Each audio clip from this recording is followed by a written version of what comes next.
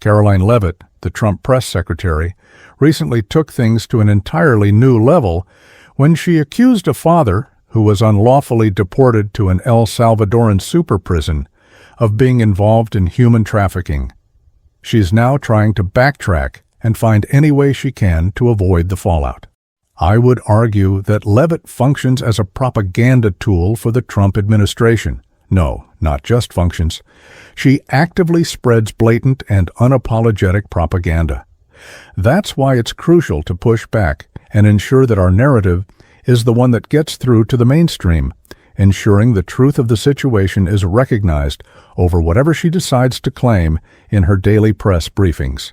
So, if you agree, make sure to drop a like, comment, and leave some blue hearts. Let's start from the top of the press conference and break this down. You said case closed yesterday.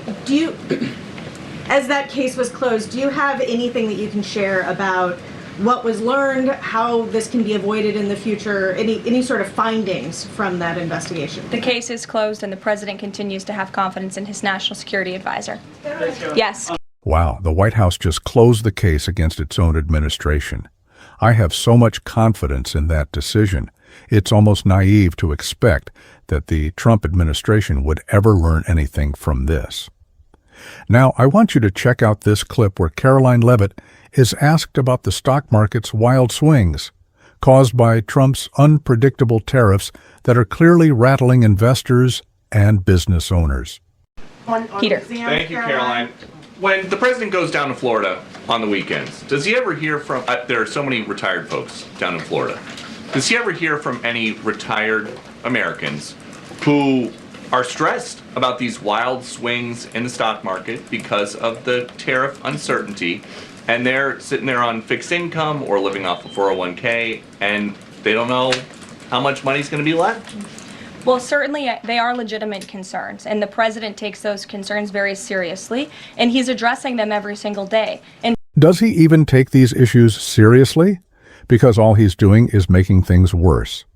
Tomorrow is supposedly Liberation Day, but honestly, it's hard to take that seriously. And I love how Peter Doocy from Fox News asks the question in such a soft, leading way. I can just imagine how he phrased it. When Daddy Trump heads down to Mar-a-Lago, I'm sure there are other older folks in Florida, right? Like, just ask her straight up, hey, Trump is tanking the stock market with his unpredictability. Can we get some answers on that? Every single day. And tomorrow's announcement is to protect future generations of the senior citizens you mentioned. It's for their kids and their grandkids to ensure that there are jobs here in the United States of America for their children to live the American dream, just like they presumably did. And as for their worries about their 401ks, their Social Security, I just addressed Social Security. This president is always going to... Hold on a second. Think about this for a moment. Trump promised that on day one, when he took office, prices would drop, and he would help the American people who were struggling. People were really struggling at the time. Now they're saying, well, there will be some pain, but your grandkids might benefit from this in the long run. No, we just want lower prices now.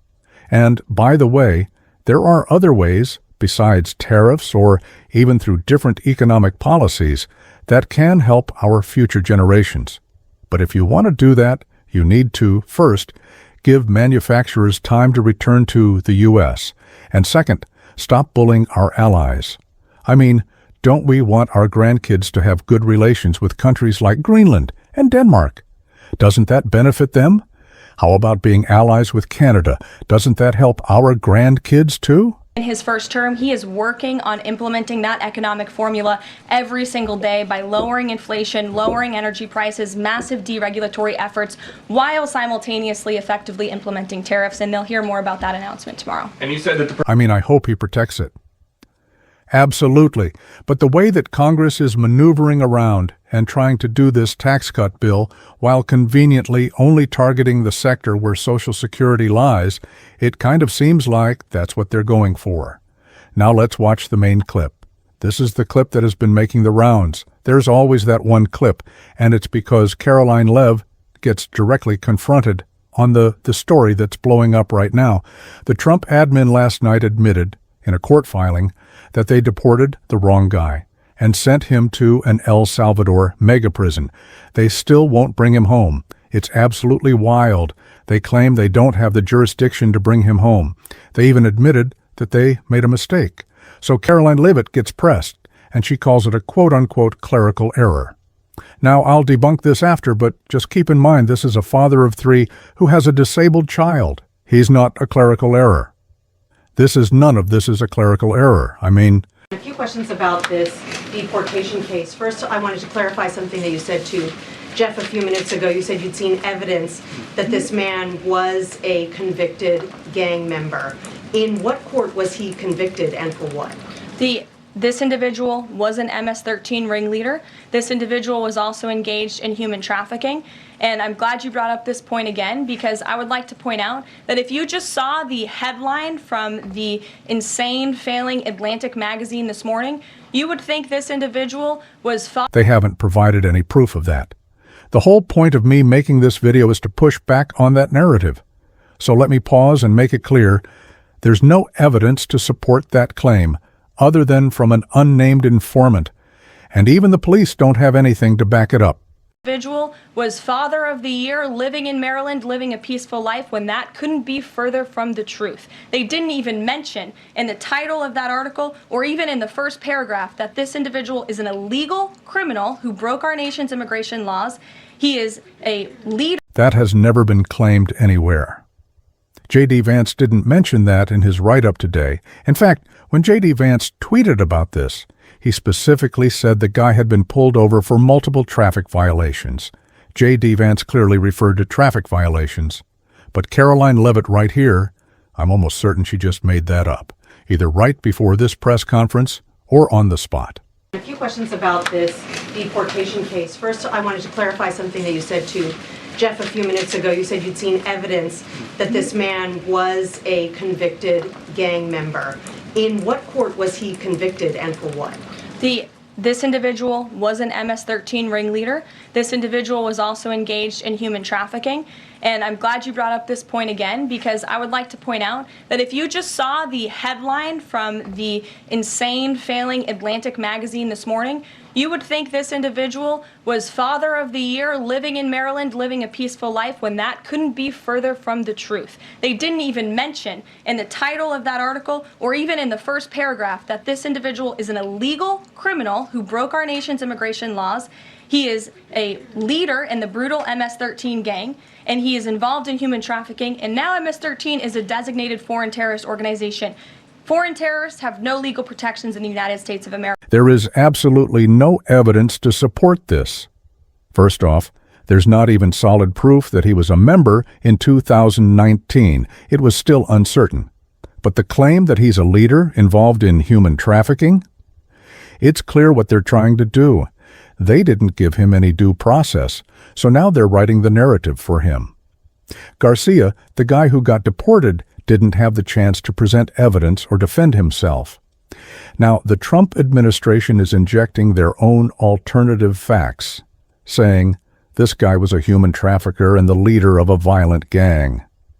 She's just playing to emotions, and I can't tell you how many times conservatives have told me over the years, facts over feelings. You liberals just talk about emotions. But when it comes to immigration, they can't seem to take a factual, balanced approach. It's always, oh, I'm so scared. Get them all out. There are too many taco trucks on every corner, or whatever else. It's straight-up racism. Let's check out this clip of Caroline Leavitt struggling on stage. This administration is going to continue to deport foreign terrorists and illegal criminals from our nation's interior. But a judge ordered that he should remain in this country. So are you saying that it is okay to ignore a judge's ruling if you don't like it? It's fine if you want to deport a terrorist, but what this administration is doing isn't about deporting foreign-born terrorists. They're deporting people who are here legally with zero due process. They're violating the Constitution, and that's a serious issue. What's even more frustrating is that conservatives are gaslighting about this. I'm sure you've seen it, but now every MAGA conservative is claiming that liberals actually want more violent criminals in the country. It's like half of conservative Americans believe that. But all we're saying is that people deserve due process. It was an immigration judge who works for the Department of Justice at the direction of the Attorney General of the United States, whose name is Pam Bondi, who has committed to eradicating MS-13 from our nation's interior. And let me Okay, but you have to prove that he's MS-13. It's just so pointless trying to work around Caroline Leavitt's tactics. It must be exhausting constantly dealing with her or being a journalist in that room. Here's more of the character assassination coming from Caroline Leavitt. This individual is an illegal criminal who broke our nation's immigration laws. He is a leader in the brutal MS-13 gang, and he is involved in human trafficking, and now MS-13 is a designated foreign terrorist organization. Foreign terrorists have no legal protections in the United States of America, and this administration is going to continue to deport foreign terrorists and illegal criminals from our nation's interior. But a judge... It doesn't matter whether he's Father of the Year or not. He deserves due process either way. It doesn't matter if he was a mediocre father, the best father, or if he was absent. You don't just throw someone on a plane and deport them when they're here legally, protected by a court order, and send them to a torturous prison. By the way, from all the reports we've heard, this guy is actually a good father. He has a child with a disability that he's been caring for. We're not trying to paint him as Superman, but he's just a good person who wants to contribute to the country. One more on the tariffs. Can you say what the latest thinking is on the start date? I know you were just in the Oval. Are they all going to take effect this week on the reciprocal tariffs? And whenever they start, is that enough time for companies and everyone involved to adjust to that start date? My understanding is that the tariff announcement will come. He's not illegal. He was here legally and was protected. And he's not a leader of any gang. It's incredibly frustrating. You have to understand, not a single court filing claims he was the leader of a gang or involved in human trafficking. The only evidence they have is an unidentified informant from 2019 who came forward and said, "I think this guy might be part of a gang because they were picked up together at Home Depot." The judge decided not to send him back and kept him protected, stating they didn't know if he was in a gang, but he hadn't been to El Salvador since 2011 and had already integrated into life here. Think about this. This guy hasn't been to El Salvador since he was 16 years old in 2011. Even if we hypothetically accept that he was in a gang back then, that was 14 years ago, when he was just 16. He was born into that situation, but we don't even have evidence to support that claim. Everything they're saying is complete nonsense. It's almost offensive. Now let's check out Caroline Leavitt being asked about liberation. And the president has been teasing this for quite some time, as you know. He's talked a lot about April 2nd as Liberation Day in America. It would be taking place today if not for April Fool's Day, but tomorrow will be the day, and he's been talking about it for a while. And as a result, you've seen these companies make commitments to investing right here in the United States. He doesn't want to do it on April Fool's Day because he wants to appear serious, but he might as well have done it on April 1st. Because this is the most unserious economic policy we've ever seen in the history of the United States. It's offensive. Now, watch Harris Faulkner discussing how Trump should address the issue of falling 401ks. I've heard many people argue that the stock market isn't a great indicator because not every American is involved, and I actually agree with that. The stock market isn't necessarily the best gauge of the economy, but a significant number of Americans do have 401ks. So the stock market can serve as a short-term indicator of what's happening in the economy, more so than monthly unemployment reports. Here's Harris Faulkner trying to message about this. I hope they go with this approach. Just listen. And those 401k people who are depending, those retirees, all of that, just talking plain speak with them. Look, when this nation used to go to war, people in this country would support the war effort with their materials at home and making things for weaponry and all of that. We got to do 100% buy-in over this bumpy period. Just communicate. Taylor. Who are we even going to war with, other than maybe Canada, Greenland, or Panama? But seriously, we're not going to war. We're actually in a solid economic period. Biden handed the Trump administration a strong economy on a silver platter and basically said, "Here, it's all yours to manage.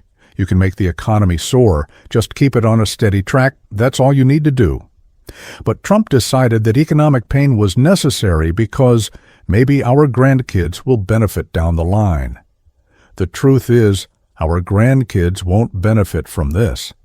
If he really cared about their future, he'd be strengthening alliances with Canada, reinforcing supply chains, and making sure our country remains number one, so our grandkids' position won't ever be at risk. But now, he's lost a lot of the soft power we once had. At this rate, our grandkids might end up living in the century of China if China continues to build alliances while the U.S. loses its own. As for what Harris Faulkner was saying, who are we going to war with? Just calling it a trade war doesn't mean people should be hunkering down at home, preparing for battle. It shouldn't be like that. We should be thriving as a nation, but Trump is taking that away. I'll leave it there. Drop a like, subscribe. I appreciate each and every one of you, and I'll see you in the next video. Peace